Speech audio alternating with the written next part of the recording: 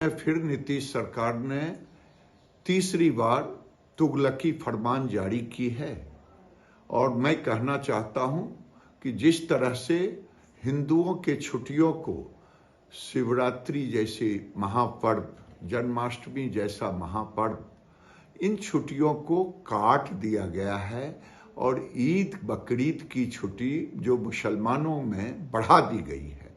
ये साफ जाहिर होता है कि नीतीश सरकार बिहार में इस्लामिक धर्म के आधार पर काम कर रही है और इसी कारण से अररिया, पूर्णिया, कटिहार, किशनगंज जैसे जगहों पर शुक्रवार को स्कूलों में छुट्टी हो रही है। अब तो लगता है कि पूरे बिहार में शुक्रवार को ही इस्लामिक छुट्टी करने की योजना बना रही है ये सरकार।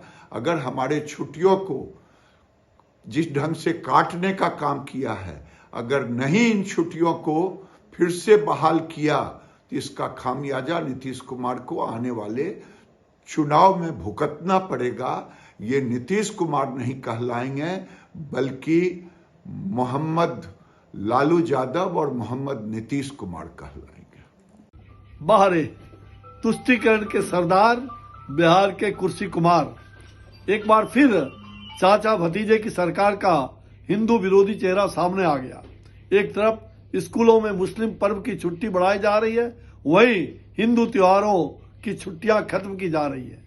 लानत है ऐसे वोट बैंक के लिए सनातन से, हिंदू धर्म से घृणा करने वाली सरकार की। तुष्टीकरण के तुगलकी फरमान का एक और प्रमाण नीतीश सरकार के द्वारा रामनवमी हो, जन्माष्टमी हो, शिवरात्रि हो, रक्षाबंधन हो, उनकी छुट्टियां काट दी गई है और ईद और मुहर्रम की छुट्टियां बढ़ा दी गई है। ये वही सरकार है जिसने तुष्टीकरण का ऐसा फरमान निकाला था कि एक विशेष समुदाय के कर्मचारियों को तो घर जाने मिलेगा रमजान के समय पर, परंतु हिंदुओं के त्योहारों के समय ऐसा आदेश नहीं दिया गया था। और ये एक केवल नीतीश कुमार जी का विषय नहीं है, इनके पूरे गठबंधन की यही सोच है। इसलिए राजस्थान से लेकर तेलंगाना तक, बिहार से लेकर केरल तक इस प्रकार के तुष्टीकरण के फरमान बार बार दिखाई देते हैं। राजस्थान में तो देखा ही, बिजली के डिपार्टमेंट का ऑर्डर आ गया कि रमजान के समय अनइंटरप्टेड सप्लाई होगा। वहां पर 144 हिंदुओं की यात्रा पर लगा दी गई, पीएफआई को खुली छूट दी गई। मुआवजे में भी किस प्रकार से तुष्टीकरण हुआ कि एक समुदाय के पीड़ित को तो मुआवजा 50 लाख का और दूसरे जगह अगर साधु संत मारे जाए तो कोई मुआवजा नहीं दिया गया। किस प्रकार से तेलंगाना में तो Muslim and minority IT park की बात हो रही है, मुस्लिम रिजर्वेशन की बात हो रही है। इस प्रकार से तुष्टीकरण के जो तुगलकी फरमान है ये पूरे इंडी गठबंधन से दिखाई देते हैं और दूसरी ओर हिंदुओं के समाप्ति की, सनातन समाप्ति की बात की जाती है। सीधे सीधे इनका लक्ष्य है कि cap politics, competitive appeasement politics को आगे बढ़ाया जाए। बिहार की सरकार तो मानो ऐसा लगता है कि जैसे गजवाए हिंद के जो पीएफआई के सपने हैं उनको साकार करने में लगी हुई है। लगातार पीएफआई और इस्लामिक जिहादियों के सामने नतमस्तक होने वाली सरकार का एक और एजेंडा सामने आया है। 2024 की जो सरकारी अवकाश की तिथियां हैं उनकी घोषणा करते हुए सरकार ने कहा है कि अब शिवरात्रि, रामनवमी, श्रावण के अंतिम सोमवार, तीज, तृतीया, जन्माष्टमी, अनंत चतुर्दशी, भैया दूज, गोवर्धन पूजा, गुरु नानक जयंती, कार्तिक पूर्णिमा, ऐसी सारी जो पवित्र छुट्टियां थीं, जो पवित्र उत्सव हैं, उनकी छुट्टियां तो कर दी इन्होंने रद्द।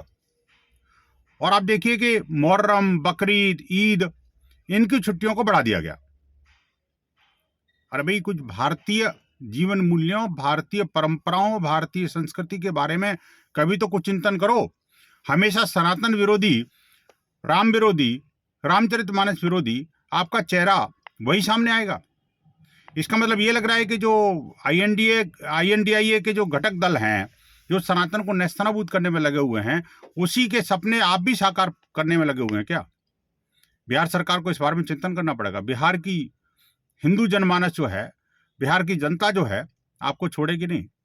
इस प्रकार जिस तरह से लगातार हिंदुओं का दोहन कर रहे हो, लगातार बिहार के अंदर बम विस्फोट होते हैं और उनको पटाखों की आवाज कह करके और उनको जिहादियों को बचा लिया जाता है और हिंदुओं पर हमले होते हैं, तो उल्टे उन हिंदू पीड़ित परिवारों को ही फंसा करके उनको कानूनी शिकंजे में फेंक दिया जाता है। ये बेहद गंभीर मामला है। बिहार सरकार को इस बारे में अविलंब पुनर्विचार करना चाहिए। जो छुट्टियां हिंदू समाज को मिल रही थी उनको देना चाहिए। आप मुझे बताइए, आखिरकार ये जो मुहर्रम, बकरीद और ईद की छुट्टियों को बढ़ाने का क्या लॉजिक है? ये आप देखिए, ये जो दीपावली और छठ के जो अवकाश है उसको तो 8 से 4 दिन कर दिया गया। वहीं ईद पर जो अवकाश है उसको 2 से 3 दिन, बकरीद पर 2 से 3 दिन और मुहर्रम पर 1 से 2 दिन कर दिया गया। क्यों? ये त्योहार क्या इतने लंबे लंबे होते हैं क्या? ये बेहद गलत परंपरा का प्रारंभ बिहार सरकार कर रही है। जिहादियों को इतना पोषण भी ठीक नहीं है। इस पर पुनर्विचार करना चाहिए।